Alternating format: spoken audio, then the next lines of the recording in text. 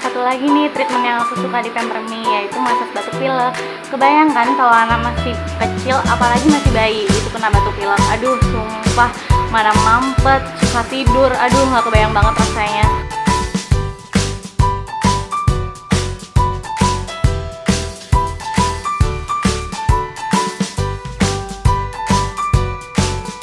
Setelah aku ambil massage batuk pilek, terasa banget nih perubahannya. Anakku tidurnya malamnya lebih tenang dan nafasnya juga lebih lancar deh. Nah, kalau dari sisi medisnya sih aku kurang ngerti ya, jadi mungkin lebih tanya dokternya langsung aja. Ya, kalau dari sisi medis sih tidak bertentangan ya, karena seperti yang tadi dibilang, setelah massage anak merasa lebih rileks, lebih nyaman, dan tidur lebih tenang.